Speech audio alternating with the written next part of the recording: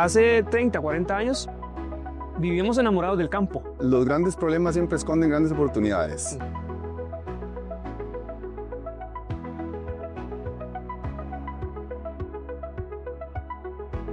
Bueno, un abrazo cafeteros. Hoy estamos de nuevo acá en un lugar bellísimo, bellísimo, en Canaán, en un lugar especial donde se fabrica algo riquísimo acá en Quesos Canaán. Un lugar bellísimo que espero que vengan un día y se den una vuelta y prueben de estas delicias. Y les doy las gracias a ustedes por estar acá de nuevo con nosotros, y hoy les quiero presentar en este podcast del Grano al Grito, este podcast de Café 559, a una persona que va a emprender, que emprende un camino que me parece muy interesante. Entonces hoy se los traigo a ustedes para contarle esta historia y esta pasión que tiene don Carlos Pineda. Don Carlos, pues hoy él trae ideas de una persona que verdaderamente creció en el campo, de familia del campo, y que hoy quiere representarnos como cantón, como agricultor en la Asamblea Legislativa. Oiga, así, es un camino, un largo trecho que se lleva, y pues bueno, don Carlos es ingeniero, licenciado en Ciencias Agronómicas y empresario.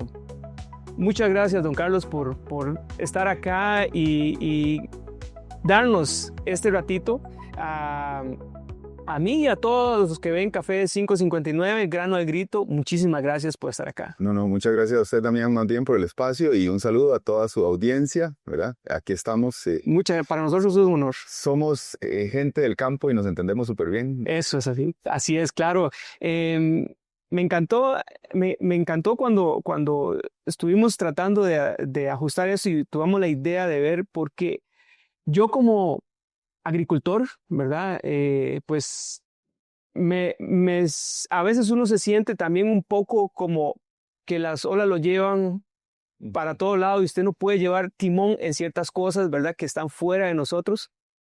Y hoy lo queremos traer acá porque me pareció genial sus ideas, su manera de conversación,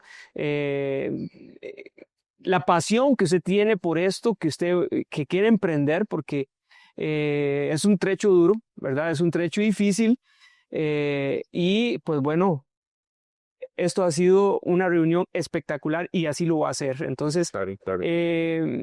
Don Carlos, para comenzar, como digo siempre, este avión a que comienza a despegar, ¿verdad? Y que zarpe de acá, quiero preguntarle, don Carlos, ¿quién es Carlos Pineda y cuáles han sido sus raíces que lo amarran a usted a esta tierra aquí? A la tierra, genial, vea. Bueno, yo soy originario de San Vito, ¿verdad? De allá salí en el momento. Desde muy chiquillo me gustó el tema de la agricultura, y viene de mi papá. Mi papá fue un agrónomo empírico. Él empezó desde chiquillo a trabajar en almacenes de agroquímicos, pero siempre le gustó mucho la parte técnica, más el conocimiento científico que hay detrás del tema de la agricultura. Y entonces él rapidito lo identifican, que le gusta que le apasiona ese tema de ir a los cultivos, de darle soluciones a los cultivos, de asesorar al productor, y entonces lo empiezan a tirar ahí como promotor a la calle, ¿verdad? Al campo. Me acuerdo que yo chiquillo, porque mi papá iba a moto, en ese entonces era una motica, iba a ir a visitar cultivos de tomate y de café y de plátano, chile dulce también, y a mí me encantaba los sábados que yo no tenía clases, ya no sé, con 10 años quizá o por ahí, que yo no tenía clases en la escuela, me montaba en la moto y me iba a comer. Y a él le encantaba llevarme. Entonces, de ahí surge la pasión, ¿verdad? Porque nosotros no teníamos propiedad, no tenemos finca, pero entonces surge la pasión por la agricultura. A mí me encantaba hacer una erilla ahí a la orilla de la casa, siempre la hacía en el mismo lugar porque era más fácil. Y sembrar frijoles, y sembraba una mata de lo que sea. Y me acuerdo de mi mamá arrancando los frijolillos de 3 matas para echarlos en el arroz. Ay, condenado arroz con 3 frijoles. Pero así me fui apasionando por el tema de la agricultura. En algún momento sale la oportunidad de estudiar en la UR, ya, pero por cosas que solo Dios definitivamente hace. porque fue la única vez que la ERT hizo examen de admisión en Neily, en Ciudad Wow. Neily. Entonces, a mí me quedó muy fácil ir, porque nosotros éramos de escasos recursos y quizás si hubiese sido en la ERT o si hubiese sido en San José en aquellos años, imagínate, hubiese sido más difícil. Pero resulta que me quedaba ahí a la par. ¿Verdad? Ciudad Neily estaba a 45 minutos. Entonces, bajé ese sábado, hicimos todos los exámenes, porque hay que hacerlos de una vez, porque se parte como en 4 etapas el examen. Y las entrevistas y todo nos lo hicieron de una vez. Ahí en ese momento, ¿verdad? Después de que había que enviar ¿cómo se llama? Formulario y todo eso para que aceptaran que uno hiciera examen, porque bueno, yo no sé, creo que todavía es igual. No todo el mundo lo eligen como perfil para aplicarle. Sí, es una universidad difícil de entrar. Sí. Y mira, ¿cuál fue mi sorpresa? Que yo fui el único de los 20 y piquito que habíamos en que logré entrar. Me acuerdo porque estuvimos todo el día ahí, entonces las caras no se olvidan, ¿verdad? Entonces cuando entramos a la universidad yo buscaba alguno de esos, cuando ya pude irme, que por dicha me salió una beca, pues si no me hubiera podido estudiar ahí. Y cuando yo fui a la universidad, que ya el día que yo conocí la ERT íbamos todos. Fue toda mi familia a dejarme, porque no había chance de ir a hacer un viaje hasta Guapiles desde San Vito, ¿verdad? Ni los medios en ese entonces y me fueron a dejar. Entonces fue a dejarme ahí y ver qué hace. Qué manera, ¿sabes? El apoyo de mi familia siempre estuvo, ¿verdad? Pero como le digo, ese día conocí la universidad.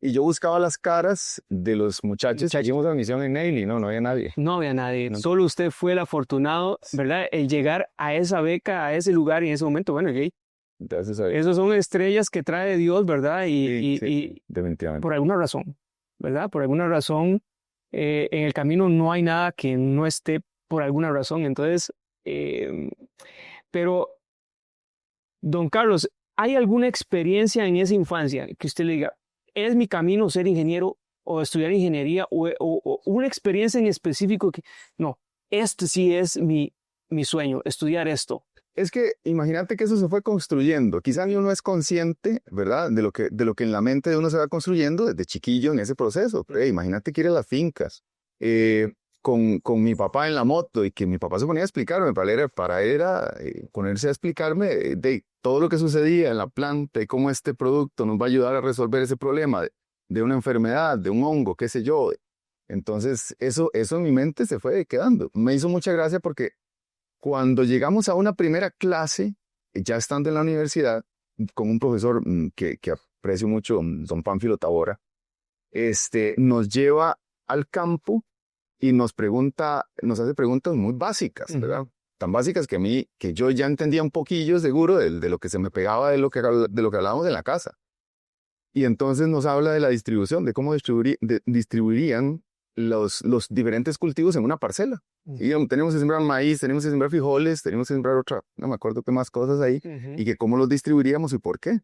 Desde los compañeros míos, de los que compartíamos parcela, éramos un grupo, no sé, de 30, digamos, pero de los que compartían parcela conmigo como 6, cuando él llega a la parcela nosotros a preguntar, no nos habíamos puesto de acuerdo. Es más, pensábamos que era una pregunta trampa y él pues llega y hace la pregunta, ¿cómo lo van a distribuir y por qué? Entonces yo le digo, por esta razón creo yo. Y el señor, que era muy, muy vacilón, llega, me abraza y me montó el nombre de mi colega hasta que salí. Me veía y me decía mi colega, y llegaba y me abrazaba. Oye, qué interesante, porque imagínese, ya traía una cierta experiencia, aunque empírica, como dice, de su padre, no fue tan empírica. Sí, resultó siendo muy interesante y muy valioso, porque ya antes uno tenía una noción de cosas que pasaban en el campo, era vacilón. Bueno, qué maneras, porque muchas personas, es más, yo le voy a contar, uno de mis sueños de juventud era ser ingeniero agrónomo. Claro, yo no pude llegar a eso por circunstancias de la vida, pero sí me hubiera gustado estudiar esa parte de la ingeniería agrónoma. A mí llamaba mucho la atención, porque cuando yo comenzaba, igual en mi niñez, juventud, vivíamos del campo y siempre era curiosidad de ver qué pasaba, ¿verdad? Por qué razón se utilizaba aquello, y esas conversaciones que tenía con mi papá en ese tiempo de ciertas enfermedades, más que todo en el café que se sufría, ¿verdad? Pero nunca plasmamos eso, el camino se fue por otro lado y pues bueno, así es la vida, como usted tuvo la dicha, gracias a Dios. Te cuento que, vamos a ver, mi papá y yo somos muy apasionados por la agricultura, todavía a la fecha. Yo tengo 20 años de haberme graduado de la universidad y la persona con la que yo consulto cosas es mi papá. Yo lo llamo para preguntarle y decirle, pa, ¿qué opinas de este problema? Le paso fotos por WhatsApp, ¿qué ves ahí? ¿Cómo lo podemos resolver? ¿Qué tal? Esa es la persona de confianza mía para resolver problemas todavía en el campo. Como el ojo de una persona que a pura base de experiencia, formada, ¿verdad? Formada a pura base de experiencia, imagínense, da consejería. O sea, estamos hablando de que puede ser un catedrático. Imagínense si hubiera llegado a ese top ahí su papá. Pero bueno, qué excelente historia. Pero vacilón, porque vamos a ver, yo siempre he pensado, o he llegado a la conclusión de que nosotros somos apasionados de la agricultura sin finca y por eso nos llevó por ese lado. Ajá. Era lo que podíamos hacer. Sí. Porque si mi papá hubiera tenido finca, de pronto nos hubiéramos dedicado a la producción y no a este otro lado, que es el asesorar a gente que tiene fincas, ¿verdad? Sí, cierto, al otro lado. Correcto. Porque es cierto, normalmente el que tiene finca se enfoca en producir, ¿verdad? Entonces, lo que podíamos hacer era acompañar a los que producen. Eso, imagínense un acompañamiento de experiencia de esa parte a los productores en ese tiempo. Sí, imagínense, es una historia enorme. Y don Carlos, y yo le pregunto, porque hoy usted emprende algo nuevo, ¿verdad?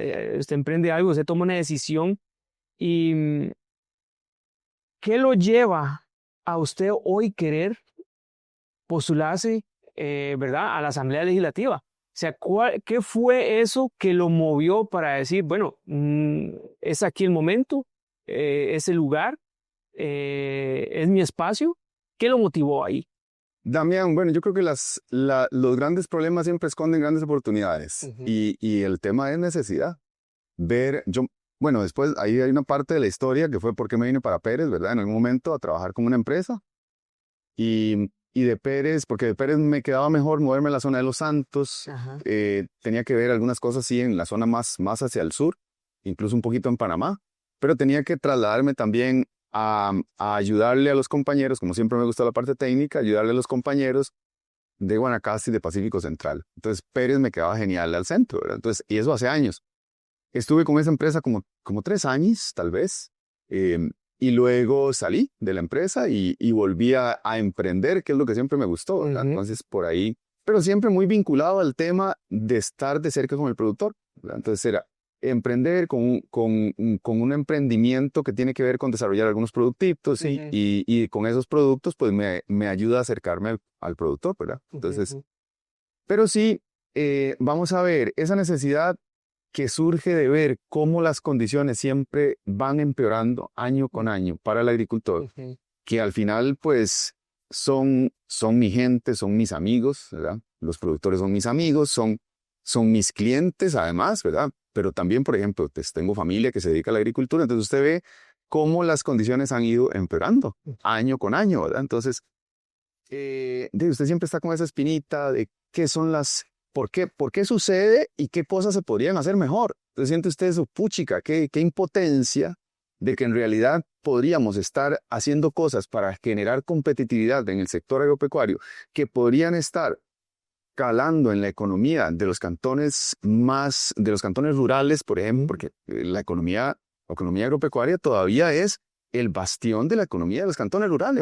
Correcto. No lo dude. Y Pérez de León es un cantón rural. O sea, quien no entienda eso está lejos de entender la realidad de Pérez de León y del resto de la región Brunca. Correcto. Entonces, vamos a ver uno esa necesidad y sentirse uno impotente, pero Dios siempre pone puentes interesantes. Con el tema del plan de ordenamiento territorial, sí, esa gran guerra que hubo por aquí, entonces, que también es parte de un ataque que se da a las zonas rurales. Los más perjudicados éramos en ¿cómo se llama? Los habitantes, los productores de zonas rurales. Sí.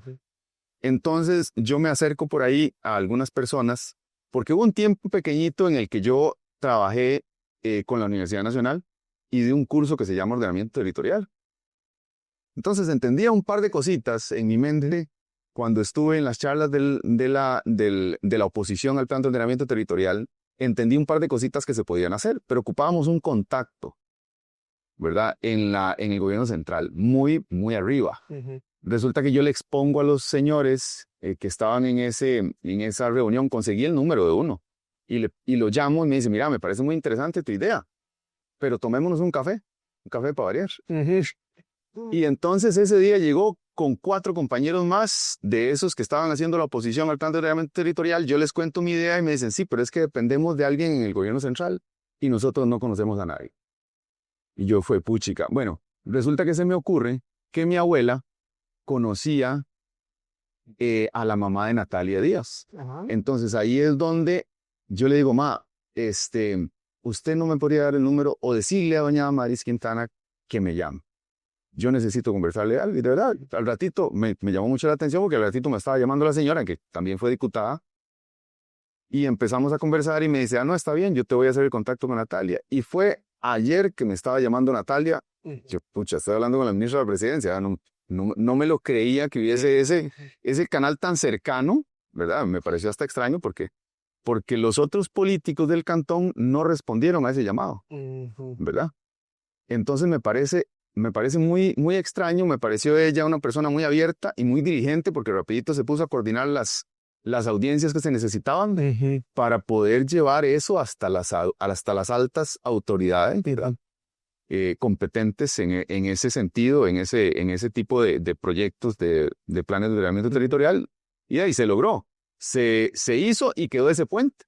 Entonces, ahí poco a poco hubieron otras personas que se me acercaron porque ya creían que yo tenía amistad con ella o algo así, pero ella siempre me atendió. Digamos, cada que yo mira, es que hay una gente que necesita esto, ella me atendía. Y lo hacía de buena manera. Entonces también empezó a cambiar mucho mi perspectiva de la parte política.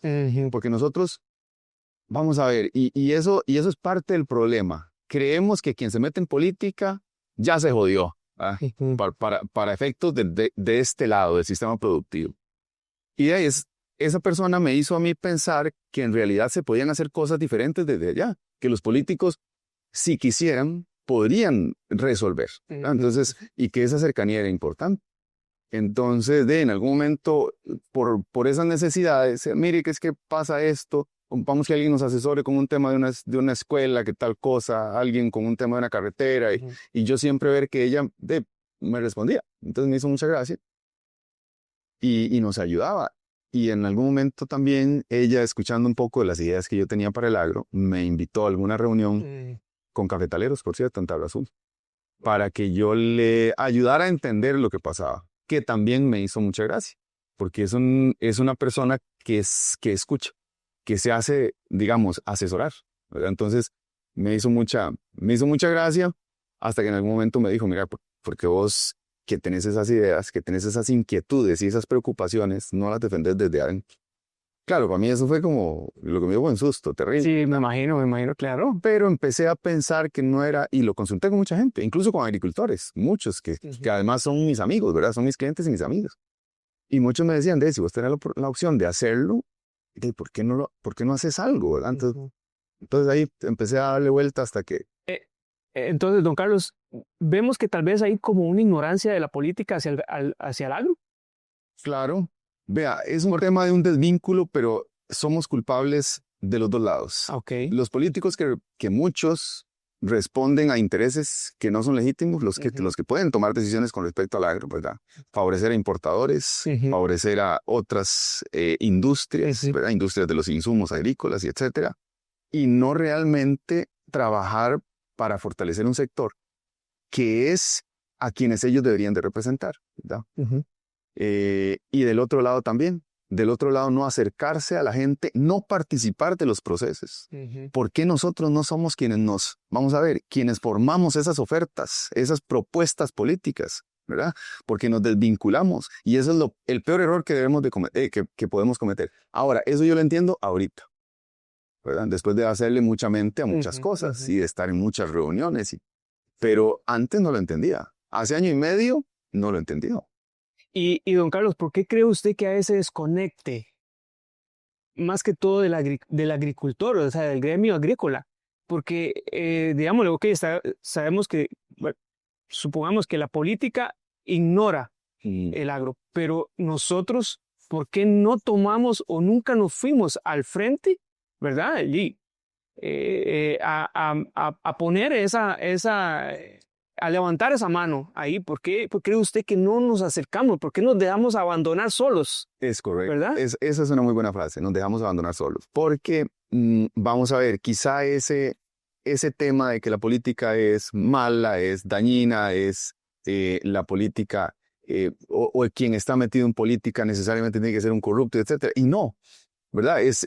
Pues probablemente habrá mucha gente así, pero vamos a ver, si nosotros somos los que tomamos la iniciativa de participar de esos puestos, si nosotros somos los que construimos, acuérdese un día de esto me decía una señora, es que el Tribunal Supremo de Elecciones, ya después de conversar en una reunión, el Tribunal Supremo de Elecciones no pone nada que sirva en las papeletas. Y yo, no, señora, nosotros somos los que construimos las papeletas, ¿verdad?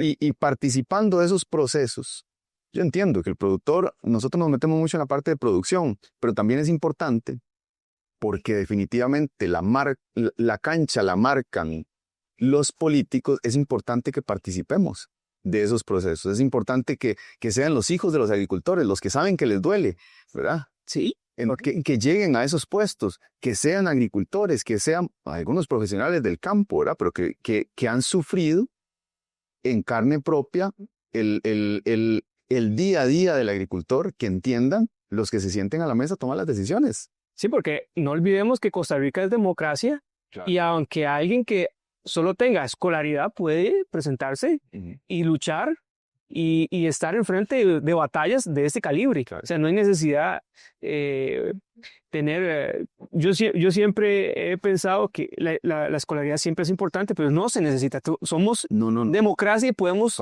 todos ir y poner a una persona que verdaderamente quiera sobre las necesidades, que esté en las necesidades de los agricultores. Y, don Carlos, ¿cómo lograr llegar y tener que el agricultor tenga un poco más amor a esto? O sea, a acercarse. ¿Cómo lograr de alguna de sus ideas? Porque podemos estar ahí, pero ¿cómo enamorarnos de nuevo?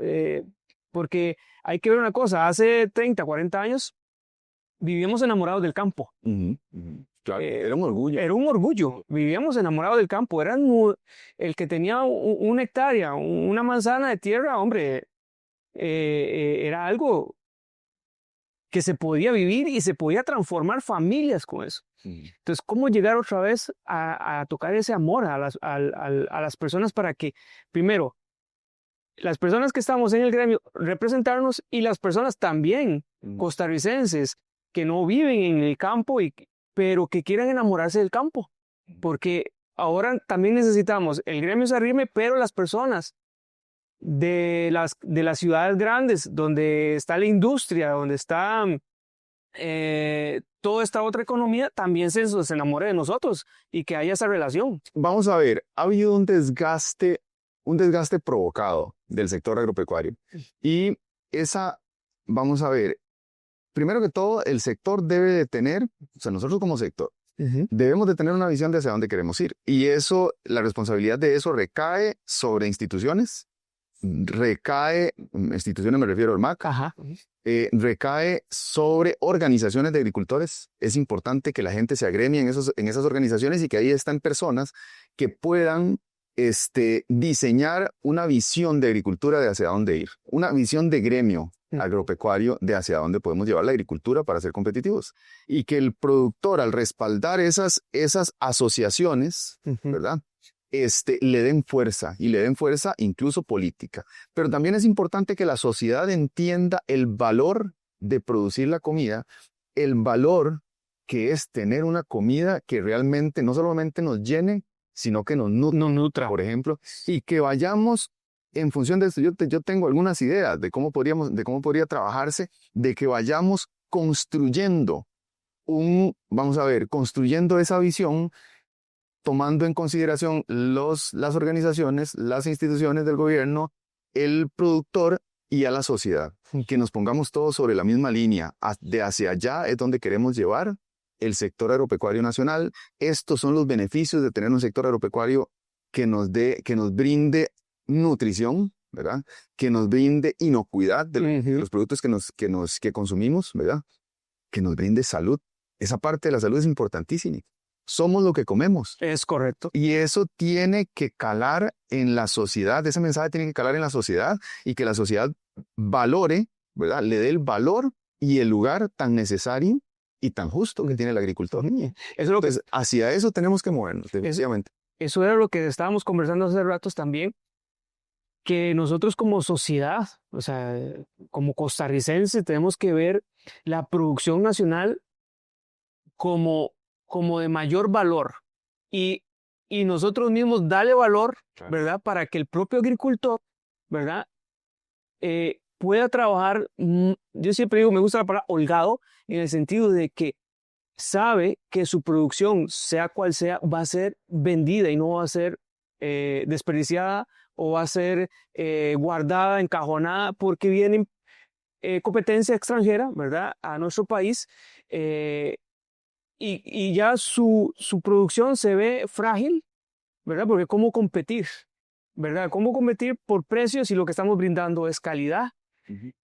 Queremos cambiar. Bueno, yo en mi caso, en mi producción, yo trato de trabajar lo más orgánicamente posible, trabajar con los productos que yo creo son importantes para dar una mejor calidad en el producto, y así hay muchos agricultores. Pero nos vemos limitados en el mercado, ¿verdad? Por este tema de que el desencanto del costarricense a la propia agricultura nacional, al propio gremio agrícola, donde nosotros podemos todavía mejorar la calidad del producto teniendo herramientas desde un gobierno, ¿verdad? Claro. Herramientas también como sociedad de que podemos captar el mercado nacional del productor nacional, que no nos van a dar como de gato por liebre, que este tomate sí es tico y este tomate también, pero viene de Panamá o de Chile o de Argentina, no sé, ¿verdad? Y ver nosotros bien esta distribución en un supermercado, por ejemplo. Que este tomate es nacional, que esta lechuga es nacional, o que aquel es porque la competencia es importante. Es importante la competencia, pero la competencia baja calidad en cierto punto. Entonces, Competencia por precio. exacto, la competencia por precios baja calidad. Entonces, ¿por qué no tener un mercado nacional enamorado del mismo mercado? Claro, vean. Eso tiene que ir mucho en la línea de la educación, la línea de la formación del consumidor, ¿verdad? La línea de que la sociedad entienda que no es llenarse, es nutrirse, ¿verdad? Porque ojo la visión. La visión es, vamos a abrir los mercados, todos los que se puedan, ¿verdad? Para favorecer que los importadores traigan baratijas, ¿verdad?, de productos que aunque no nos nutren igual, ¿verdad?, y que no tienen la misma calidad que la producción nacional, que Costa Rica se ha caracterizado porque donde sea que ha estado, en los rubros que ha estado, siempre produce calidad. Que piña es la mejor piña del mundo. El mejor café, tenemos el mejor café del mundo. Entonces eso es lo que debemos de explotar. Entonces, no, que tenemos que abrir los mercados en función, no de tener puertas o tener nichos donde nosotros podamos vender, sino más bien de favorecer la importación, sí, con la excusa de reducir los costos, de reducir el precio de los productos, que al final termina siendo una erosión de la economía, ¿verdad? Correcto. Porque ese dinero se va, deja de ser una economía circular, donde se mueve el dinero en todos los actores de una sociedad, sino que simplemente compramos un producto que se le paga al importador, que se lo paga al país de origen donde viene, y se fue la plata. Se fue. Dejó de circular dentro de la economía nacional, causando un hueco muy grande en la economía nacional, en vez de fortalecer. Pero es muy importante ese tema de la educación, ¿verdad? ¿Cómo es posible que nosotros sí querramos tener el mejor carro, con la mejor tecnología, el que sea de mayor calidad, que sea un carro que aguante, que sea un carro que sea robusto, o un teléfono con las mejores aplicaciones, que tenga la mejor cámara, etcétera y todo, pero vamos y compramos la comida más barata, que es lo que metemos dentro de nuestro organismo, lo más barato y chafa que hay, traído de no sé dónde, que ya perdió todas sus capacidades. Entonces, tenemos que educarnos en esa línea, ¿verdad? Que somos lo que comemos y que vamos a ser una sociedad sana, o que vamos a adolecer de un montón de cosas un montón de enfermedades en función de lo que comemos. Ese tema que tocó, don Carlos, sobre la economía, lo que genera el agro en un país o en Costa Rica. Había un estudio donde usted me estaba mostrando que $1 se hace se mueve 70 veces, ¿verdad? Correcto. Y que y a la comparación a un importador, ¿verdad? Es un hueco inmenso, ¿verdad? Lo que $1 del extranjero, del importador trae aquí, porque eso, como dice, eso nada más es a poquitas personas que toca y se tiene que devolver Y se tiene que volver a tu origen. al país de origen. Entonces, imagínense el valor que podamos dar a una sociedad todavía mejor en educación, en salud, ¿verdad? Hubieran posiblemente hasta personas menos enfermas el día de hoy. Pues. Las largas filas en los hospitales en espera se verían reducidas porque Eso es algo que se trata de origen, ese problema se trata de origen desde la alimentación, desde la educación del consumidor, ¿verdad? Hay una frase que estuvimos conversando la primera vez que nos reunimos, que dijo usted, y me pareció algo para también parte de lo mismo, se ve con lo de la salud y esto, que esta frase que dijo usted, la degeneración del campo inducida. Una generación inducida. Ajá. Degeneración. Una degeneración inducida. O sea, ¿cómo también al no estar presentes, estas personas abren espacio, ¿verdad? Abren espacio y traen esas cosas que nosotros no queremos, que no queremos para tener esa salud. Estábamos hablando, esto es un tema que se ha hablado en muchas campañas. Yo tengo 10 años de estar aquí. Yo creo que he participado en esos 10 años, yo creo que en dos votaciones en el país. Y siempre se ha hablado sobre los productos químicos que se traen. Esto que este gobierno tampoco logró arreglar, resolver, ¿verdad? Y que es importante poderlo resolver para poder tener mejor cara también a nivel internacional y poder nosotros también tener mejor cara a nivel nacional. Claro. Entonces, ¿cómo poder llegar a mejorar esto sobre los productos químicos que nosotros no debemos ya estar consumiendo y que nosotros los estamos consumiendo porque estamos obligados a consumirlos? Correcto. Abrimos ese espacio, no lo podemos cerrar. Entonces, ¿cómo podemos mejorar eso en ese sentido? Yo sé que es una discusión que se ha estado haciendo larga y muchas personas se aferran a eso, pero llegan y no logramos absolutamente nada, ¿verdad? Siempre se queda todo de nada. Entonces, tal vez una pequeña luz de qué podemos ver y qué podemos hacer en cuanto a eso al final. Ok, bueno, el tema de los insumos es de vital importancia para darle competitividad al sector y darle visión al sector. Cuando usted, vamos, para ponerlo en perspectiva, dar un poquito de perspectiva, en este momento en Costa Rica existen cerca de 150, si no más, moléculas de agroquímicos que están en proceso de registro, durando en promedio cerca de entre 12 y 14 años en registrarse. Entonces, ¿qué es lo que pasa? Curiosamente, de los argumentos que a veces ponen para no registrar agroquímicos en el país, es que no se quiere porque la agricultura tiene que ser más sostenible ambientalmente, tiene que ser más amigable ambientalmente. Pero justamente las moléculas que son más modernas, que están en proceso de entrar al país, ¿verdad? Y que no se registran, son moléculas muchísimo menos contaminantes, ¿verdad? Muchísimo más efectivas, por lo que tendrías que hacer menos aplicaciones y menos lesivas a la salud pública. Entonces, por ahí, si nosotros tenemos herramientas, porque al final son herramientas, correcto. Si nosotros como productores tenemos herramientas para resolver los problemas con menos aplicaciones, con menos productos, ¿verdad? Y teniendo un daño al rendimiento menor en el cultivo, pues obviamente vamos a ser más competitivos. Pero ahí está el detalle. ¿A quién no le sirve que nosotros como productores seamos competitivos? Esa es la gran pregunta.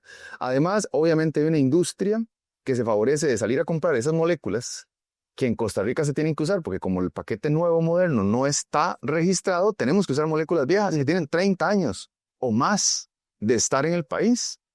Tenemos que usar eso porque eso es lo que hay.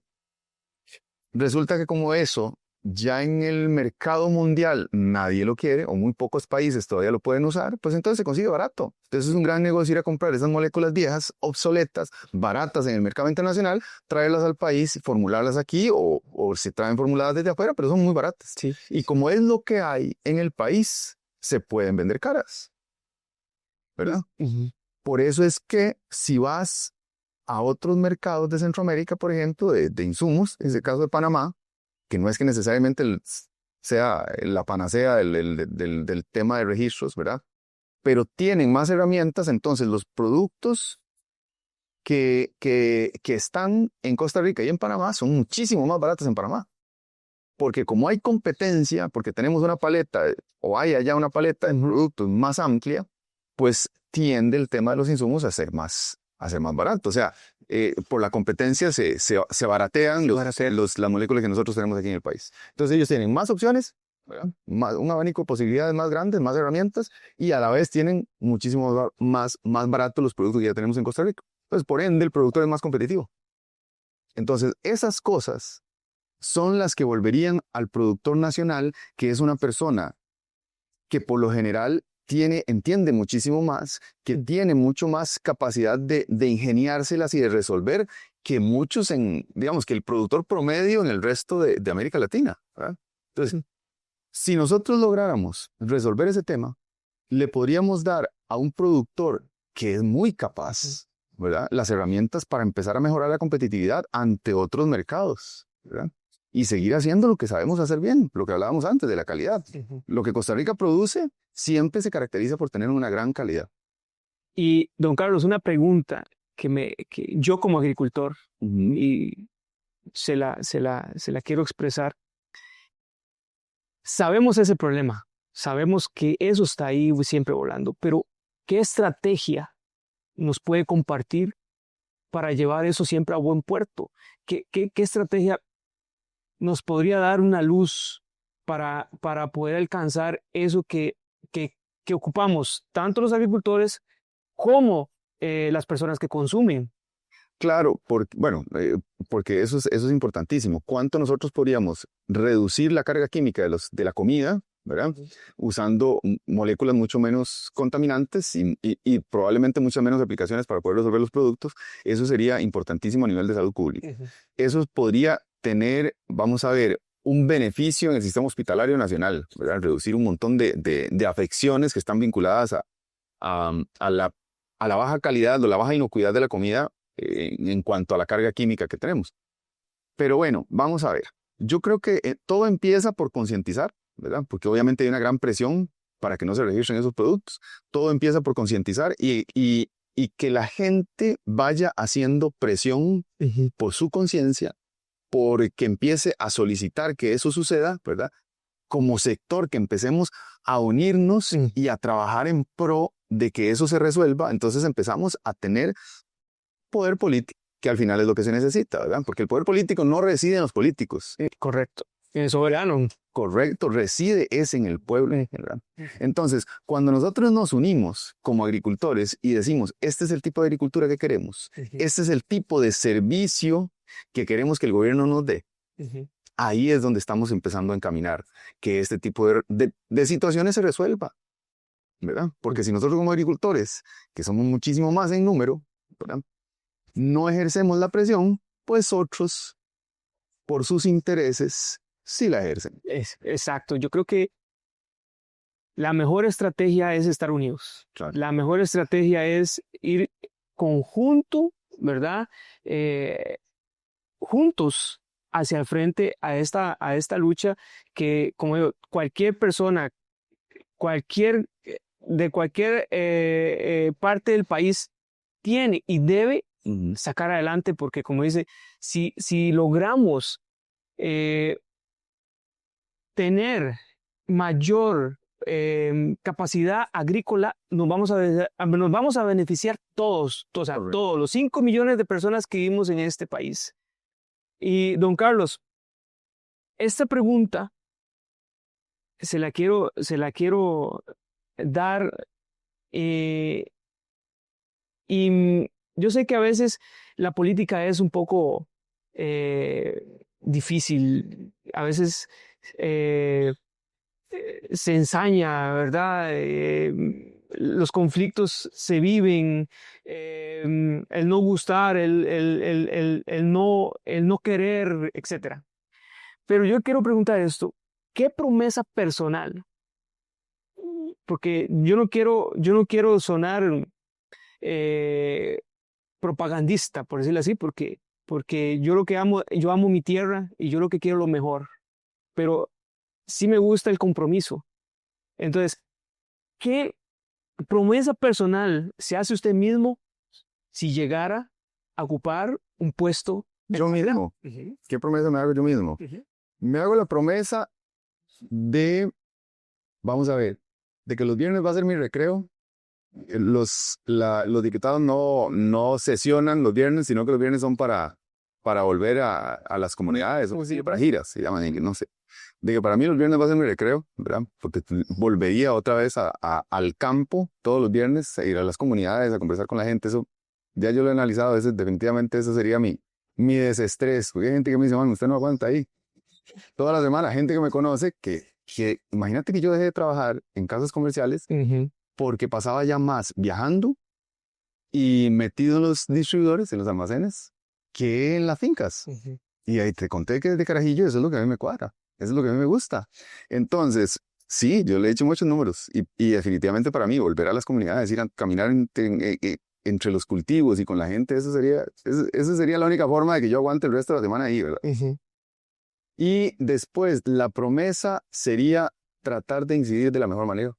Tratar de hacerlo, y no porque yo sea un político prometiendo, es que yo no soy político, Uh-huh. puramente, eso es. Yo soy alguien del agro procurando incidir en la política para beneficiar al sector. Porque eso es lo único que a mí me mueve. O sea, hacerlo por política, no. Uh-huh. Eso me parece genial, porque eso para mí tiene más valor. A mí, yo como agricultor, como una persona que vive de la agricultura y que saca adelante su producto, ver el compromiso de una persona y que quiera luchar con pasión, cualquier cosa. Yo siempre lo he dicho, aquella persona que hasta una empanada quiera vender, si lo hace con pasión, así como un político trabajara con pasión, nuestro cantón y nuestro país sería hoy potencia mundial. Claro. Sería potencia, no seríamos tratados como un país de tercer mundo, seríamos una potencia. Si nos organizamos, Correcto. si nos unimos, ¿verdad?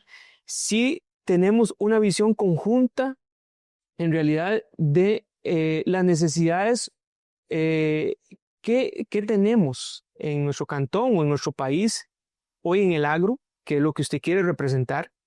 Entonces, yo creo que ese compromiso de su parte, esa promesa de estar con las personas, uh-huh, ¿verdad? Es muy válida y tiene que ser, yo creo que su punta de lanza, porque la agricultura necesita estar unida y necesita un líder, y que nos una, que logremos, que no importa cualquier pensamiento político, eso eso no influya, ¿verdad? Que uno piense de una manera u otra, pero si todos pensamos en lo mismo, llegamos a un buen equilibrio en nuestras ideas.